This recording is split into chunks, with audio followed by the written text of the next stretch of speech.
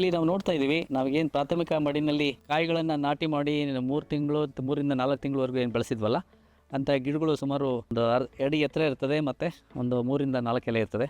ಅದನ್ನು ದ್ವಿತೀಯ ಸಸಿ ಮಡಿಗಳಲ್ಲಿ ಬೆಳೆಸಬೇಕಾಗ್ತದೆ. ದ್ವಿತೀಯ ಸಸಿ ಮಡಿಗಳು ಸಾಮಾನ್ಯವಾಗಿ ಏರು ಸಸಿ ಮಡಿಗಳು ಅಂತ ಕರಿತೀವಿ. 15 ಸೆಂಟಿಮೀಟರ್ ಎತ್ತರಕ್ಕೆ ಇರಬೇಕಾಗ್ತದೆ. ಈಗ ಸಸಿಗಳನ್ನು ಈ ರೀತಿ ಮಡಿಗಳಲ್ಲಿ ಹಾಕಬೇಕಾಗುತ್ತೆ.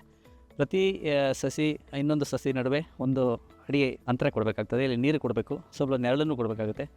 ಈ ಹಂತದಲ್ಲಿ ಸುಮಾರು 1ರಿಂದ 1.5 ವರ್ಷದವರೆಗೂ ಈ ಹಂತದಲ್ಲಿ ಬೆಡ್ಡಲ್ಲಿ ಬೆಳಿಬೇಕು. ಬೆಳೆದಂಥ ಗಿಡಗಳು ಎತ್ತರ ಬೆಳೆದು ಸುಮಾರು ಒಂದು 2ರಿಂದ 3 ಅಡಿ ಎತ್ತರ ಬೆಳಿಬೇಕು. ಮತ್ತು ಆಮೇಲೆ ಪ್ರತಿ ಗಿಡದಲ್ಲಿ ಒಂದು 5ರಿಂದ 6 ಎಲೆಗಳು ಇರಬೇಕು.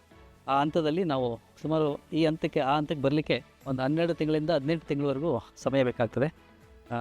ಅಲ್ಲಿಂದ ಬಂದಂಥ ಗಿಡಗಳನ್ನು ನಾವು ಮೇನ್ ಫೀಲ್ಡಿಗೆ ತೊಗೊಂಡೋಗಿ ಅಲ್ಲಿ ನಾಟಿ ಮಾಡಬೇಕಾಗ್ತದೆ.